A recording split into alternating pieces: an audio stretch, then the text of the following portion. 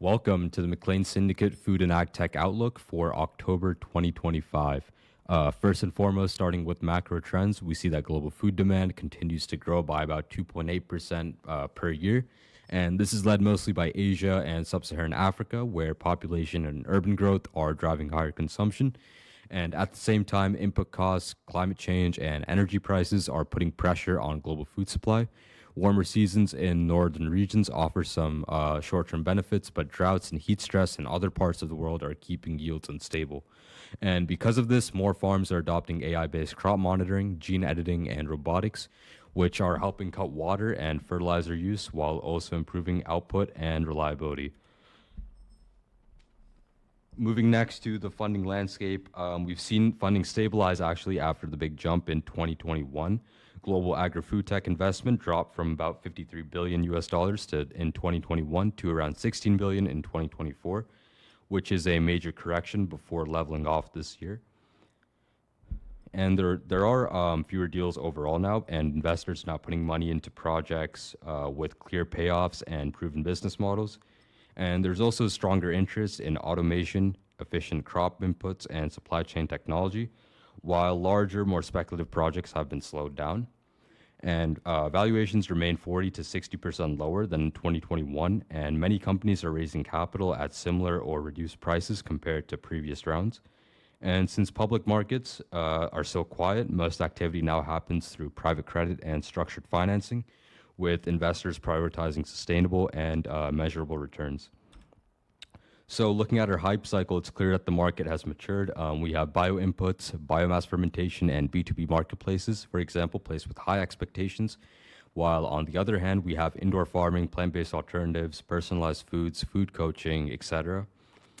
And moving to food tech unicorns, between 2020 and 2022, there was a surge of excitement. There were more than a dozen food tech startups hitting unicorn status. But since then, valuations have adjusted to a lot more realistic level.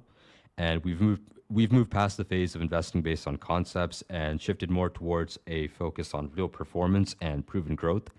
And today, investors are rewarding companies that can show measurable returns rather than just strong marketing or mission statements. Moving to our food tech trends, first and foremost, we have food processing and packaging, which forms the backbone of the broader food tech industry. The global food processing market is worth over 4 trillion US dollars, and packaging exceeds 400 billion. There's continued investment in automation, robotics, and better production systems to cut costs and improve traceability.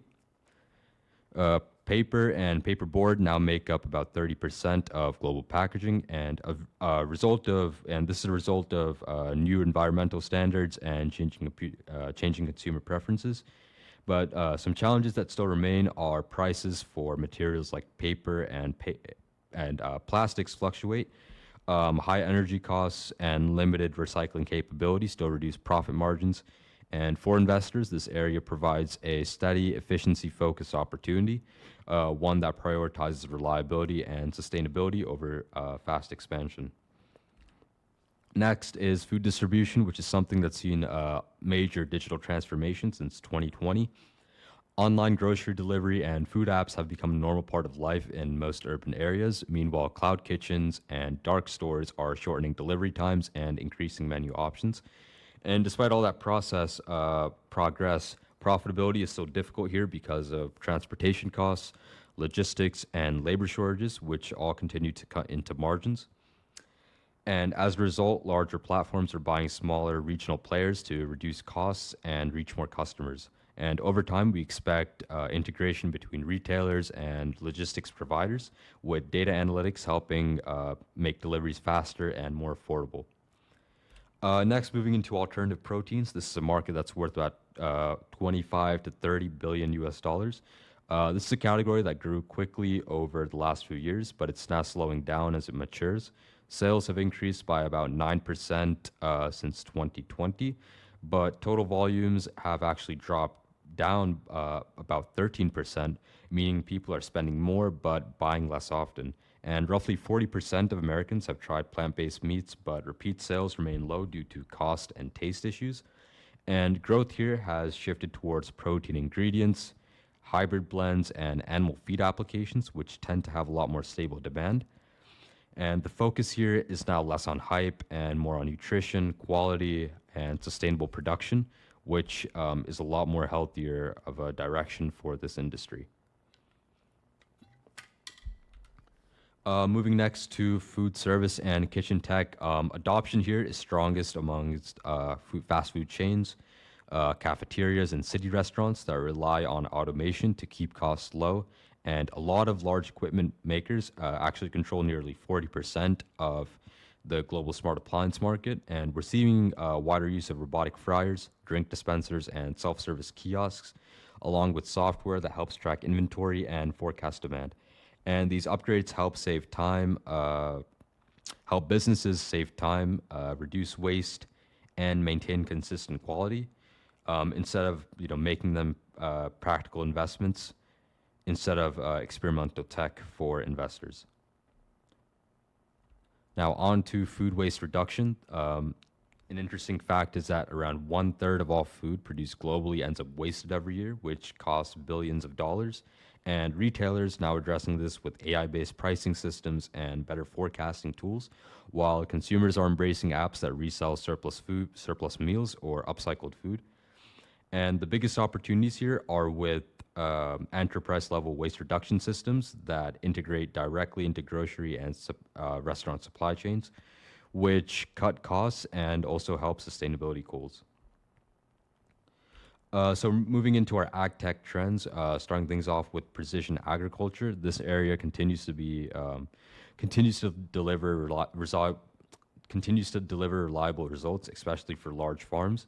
And farmers are also increasingly using auto-steer machinery, soil sensors, and yield map tools, etc., to guide planting and input use. Manufacturers are also adding connectivity and monitoring software onto equipment, which creates new recurring income streams from data subscriptions. And the results here are simple. So there's a lot lower fertilizer and water use, more predictable harvests, and also stronger environmental outcomes. And precision agriculture here has proven itself as a key driver of farm productivity and also a smarter resource for management.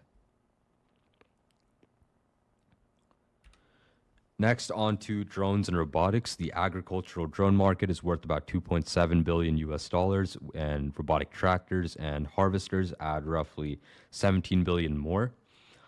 Growth here is fastest in the Asia Pacific region and also in North America, where labor shortages are forcing automation. Drone rental and service models are making this technology accessible to smaller farms. And the next step for this industry in robotics and drones is layering in data analytics and maintenance software, which turns farm equipment into smarter long-term assets. Now, moving into livestock technology, this market is worth about 6 to 7 billion US dollars, with precision systems making up nearly 1/5 of total AgTech spending. Growth is primarily driven here by labor shortages and feed inefficiency, and the need for better animal tracking and health monitoring. So, despite all this, robotic milking systems still remain very expensive, typically about 150,000 to 250,000 each. And technology is improving, and costs here are actually slowly coming down. And we expect livestock tech to follow the same adoption path we've seen in precision crop farming. Which are steady and consistent over the next few years. Moving into digital supply chain and traceability. So this market is valued at about 21.6 billion US dollars, and the North America chunk represents roughly $5 billion of this, 21.6 billion. And as of 2024, around 83% of cocoa from Ghana and the Ivory Coast are now traced back to its source, for example, and China and Brazil are also launching similar programs for its beef exports. And technologies like blockchain, sensors, and AI tracking systems are now standard for global transparency. And traceability is no longer optional. For many businesses, it's becoming a requirement for international trade and also a key part of corporate responsibility. Moving next into biological inputs, which now make up about 27% of the $60 billion crop protection industry, which is roughly 17.6 billion US dollars overall. This shift is being primarily driven by new rules limiting synthetic chemicals and a stronger push for soil-friendly solutions. And biopesticides use natural microbes and plant extracts to control pests, while biofertilizers and biostimulants, for example, help crops absorb nutrients more efficiently.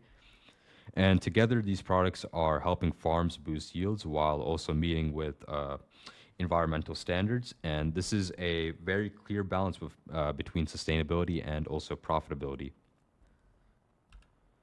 Next, into controlled environment agriculture, or CEA, which controls greenhouses and vertical farms. This market is valued at about 80 to 90 billion US dollars globally.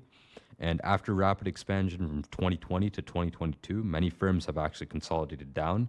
And most surviving operators now focus mostly on urban crops like greens, herbs, and micro vegetables that benefit from shorter supply chains and fresh delivery. And despite all this, however, profitability is still under pressure due to high setup and energy costs. But hybrid systems that combine renewable power with local distribution are beginning to show steady improvement in margins. So we are the McLean Syndicate. Our work includes M&A, project finance, capital raising, market entry, risk advisory, and more.